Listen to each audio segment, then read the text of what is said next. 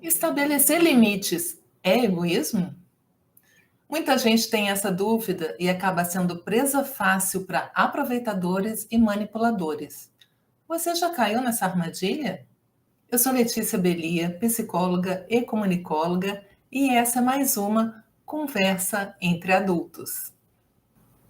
Limite é bom e eu gosto. E você?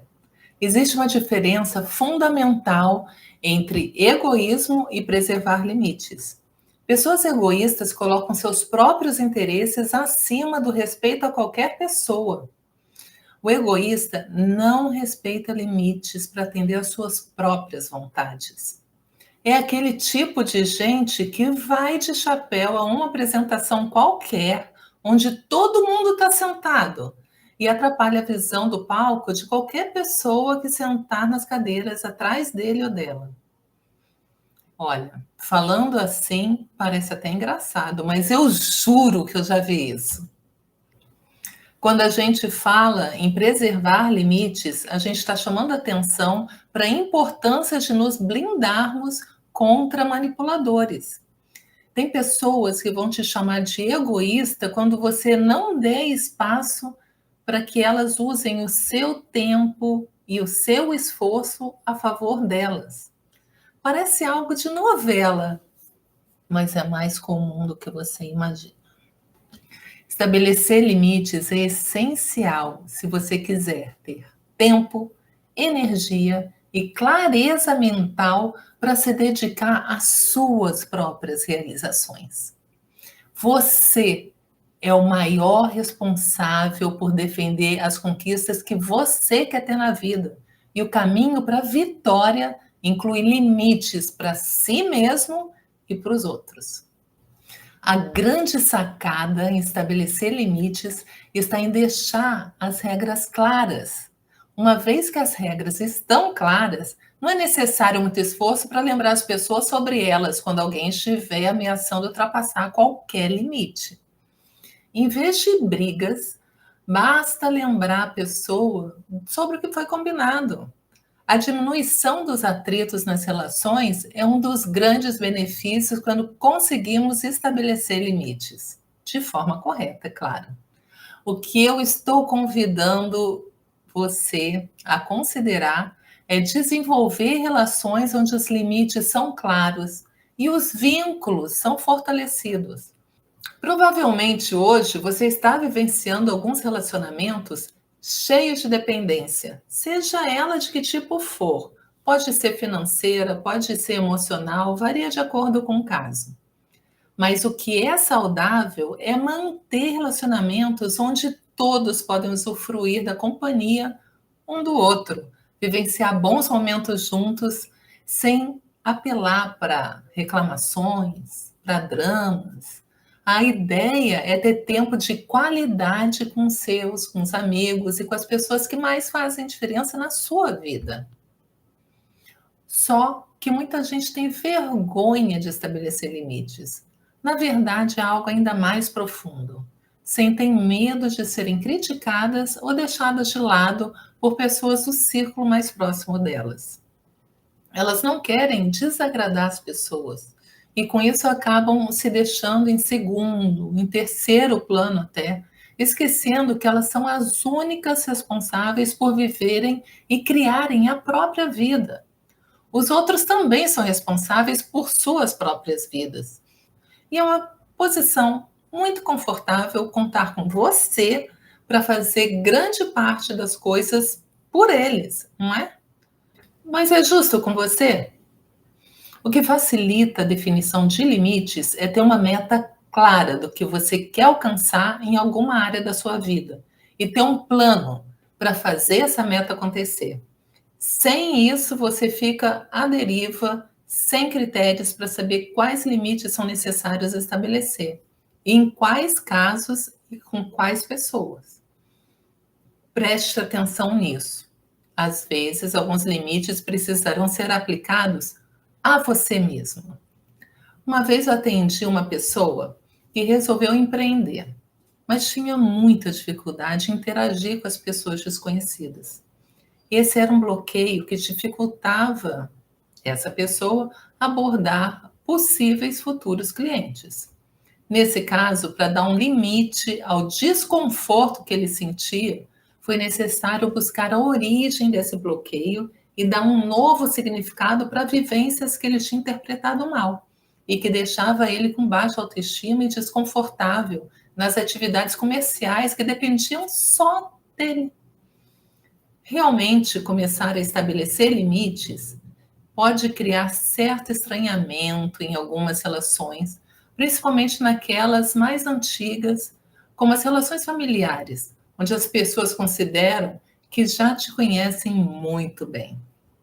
Para entender o motivo, imagine uma máquina, daquelas cheias de engrenagens. Ela foi construída de forma que as peças giram para determinado lado e assim fazem a peça seguinte girar para o outro lado e assim por diante. Agora imagine se uma dessas peças começa a girar para o lado contrário. A primeira coisa que vai acontecer é a próxima peça resistir ao movimento, podendo até parar. Assim funciona um sistema. E as relações humanas também são consideradas sistemas. Se uma pessoa deixa de agir conforme um padrão que ela adotou por muitos anos, será natural que as pessoas que convivem com ela estranhem e até resistam. Alguns vão questionar o que está acontecendo.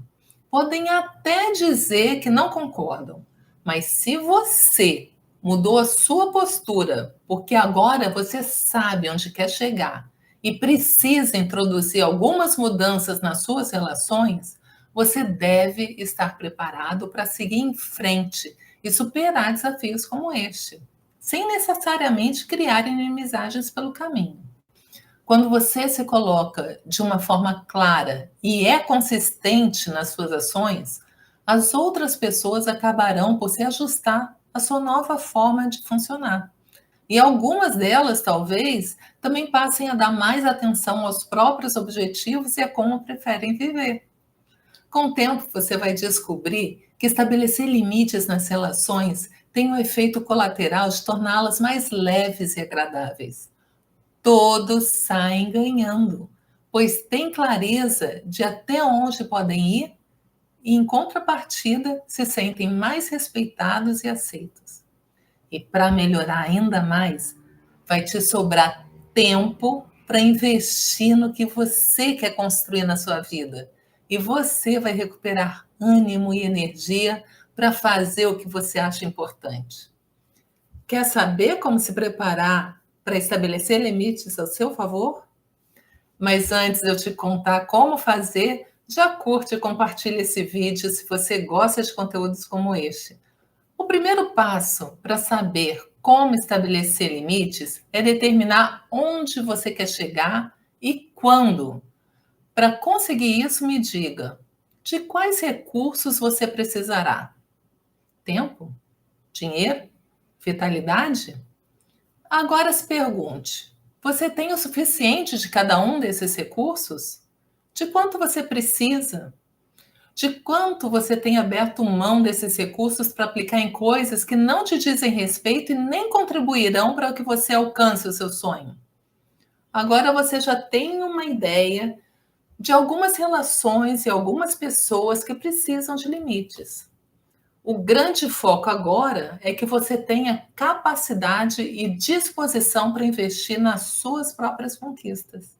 O conforto de você não estabelecer limites hoje podem ser origem de muita frustração amanhã. Lembra disso. Mas você está certo. Existem pessoas e situações em que estabelecer limites pode ser bastante desafiador. Algumas pessoas têm perfis manipuladores e sabem provocar a gente ou abalar o nosso equilíbrio emocional. Se essas pessoas fizerem parte do nosso ambiente de trabalho, o desafio vai ser triplicado. Cada caso é um caso, mas eu recomendaria você a começar a estabelecer limites básicos em situações mais simples, até você se sentir confortável e avançar para situações mais complexas, sem pular etapas. Muitas pessoas têm dificuldade de dar ou estabelecer limites porque elas confundem a ideia de limites com agressão. Então, a pessoa pode achar que, ao estabelecer limites, a outra pessoa vai se sentir de alguma forma agredida. E isso não é assim. É preciso ter muita atenção a como você se sente a respeito da ideia, porque é muito conhecido que quando X fala de Y, está falando muito mais dele mesmo, X, do que de Y. Então, se você acha que, de certa forma, a pessoa vai estar sendo agredida ou se sentindo agredida, é porque, na verdade, você se sente agredido quando alguém fala não para você. Então, um dos passos, uma das primeiras coisas que você deve fazer é mudar essa forma de você encarar o não, você aprender a ouvir o não. E como é que você começa a fazer isso? Observa. Observa as pessoas à sua volta, observa os movimentos à sua volta, situações, e começa a perceber, pode até anotar se você preferir, começa a perceber quantos não são ditos, para quantas pessoas, o quão natural isso é, ou como as pessoas reagem. Talvez dessa forma você vai começar a naturalizar o não. É isso que tem que ser feito, naturalizar o não. Aí a outra coisa que você pode fazer é mudar, para mudar também a forma de você sentir o não, quando alguém fala, ou quando você fala o não, tem a ver com o que você pensa a respeito. Não só quando você ouve, mas também quando você fala não. Agora eu sugiro para você fazer o seguinte: pega casos diários, pequenos, que você pode exercitar isso no seu dia a dia. Por exemplo, seu marido ou sua esposa, o seu marido te chama, fala assim: eu estou indo na loja de ferramentas, você quer ir comigo? Não, não, não quero ir com você, não. Obrigada. Ou a esposa fala: eu estou indo no salão, ele é no shopping, você quer ir comigo? Não, não, obrigada, meu amor. Pode ir, tranquilo. Então, são pequenas situações onde você começa a falar não e principalmente ouvir a sua voz falando não. Lembra, a gente está precisando naturalizar o não. Ele não é agressivo. Ele é forte, né? Não. Mas ele não é agressivo. Não precisa ser agressivo. Vai depender da forma de você expressá-lo. Só que para você expressar de uma forma amigável, é preciso que você se sinta bem, se sinta confortável ao falar o não. E para você se sentir confortável, você precisa pensar no não como algo natural e também já se habituar que o não, de fato, ele é um artigo muito comum e muito presente nas nossas vidas. Então, além desses dois exercícios que eu coloquei agora para vocês, vamos ir um pouquinho avante. Teve uma pesquisa que foi relatada em um livro que foi publicado em 71, chamado Mensagens Silenciosas, isso em português. Ele foi escrito por um pesquisador chamado Albert Mehrabian. Eu vou deixar escrito em algum lugar o nome dele para você saber de quem eu estou falando. Nessa pesquisa, ficou comprovado que quando você fala com alguém, quando você se comunica com alguém, o conteúdo da sua fala tem que estar muito consistente com a sua linguagem verbal e com o tom da sua voz também. Não é à toa que quando você fala com um cachorrinho e começa a fazer uma voz super amigável, por mais que você esteja falando um conteúdo absurdo do tipo: cachorrinho safado, você estragou todo o meu sofá. Eu vou ali fora te levar para a carrocinha. E ele começa a abanar o rabo e tudo. Por quê? porque a forma que você fala, a tonalidade que você usa, o seu gestual, a sua linguagem corporal transmite muito mais informação para ele do que o conteúdo mesmo que você está falando. E isso vale para o ser humano também. Não que você vai mandar a pessoa para a carrocinha. Mas na verdade, assim, o tom que você fala e a forma com que você chega, a forma com que você usa o seu corpo durante a comunicação, vai ter um impacto muito maior na pessoa do que o conteúdo em si. Uma outra forma, por exemplo, de falar um não, que é bastante amigável e que você pode treinar dentro das pequenas coisas do dia a dia para começar a se ouvir, dando uma leve objeção, digamos assim, a alguém. Então, um amigo ou amiga chega e fala assim: Oi, olha só, tive uma ideia, tempão que a gente não se vê, que tal a gente ir no restaurante blá blá blá? Aí você fala: Poxa, Fulana, que ideia interessante, é, mas eu gostaria mesmo de ir no restaurante Bibibi. Quer dizer, você falou um sim para o encontro, mas falou um não para o restaurante. E tudo bem. Muito provavelmente a pessoa vai entrar num acordo com você e vocês vão, de fato, para o tal do restaurante. E aí, conforme você for se acostumando a falar ou não, e você vai começar a perceber que algumas frases, algumas formas de falar vão ficar mais comuns para você, mais confortáveis para você falar. E eu vou te trazer algumas aqui que você pode colocar aí no seu novo repertório, se você ainda não tem o seu. Então, algumas frases padrão que eu vou sugerir.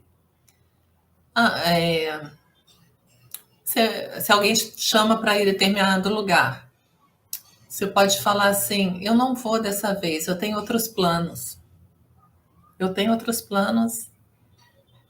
Olha, sendo sincera, se o seu plano é ficar em casa lendo um livro que você está terminando e quer saber o final, é um outro plano. Você não está mentindo.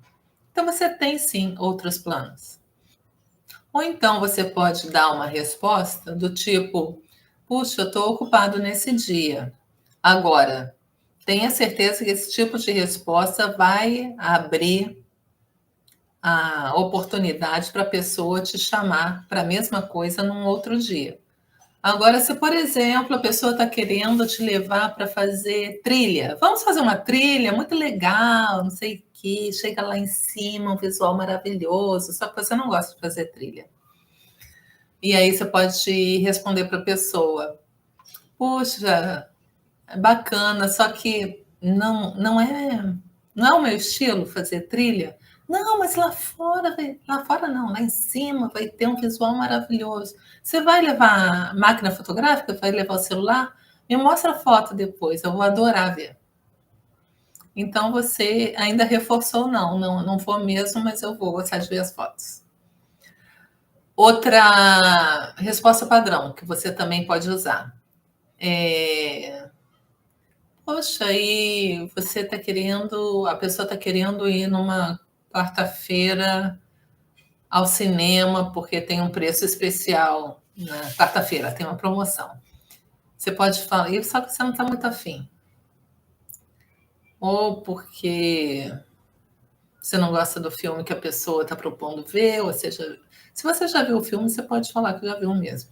Ou então você pode falar assim: puxa, eu preciso consultar minha filha, meu filho, meu marido, minha esposa, minha agenda, eu preciso consultar, blá, blá, blá, blá, blá, para ver se eu vou ter oportunidade. Depois eu te ligo.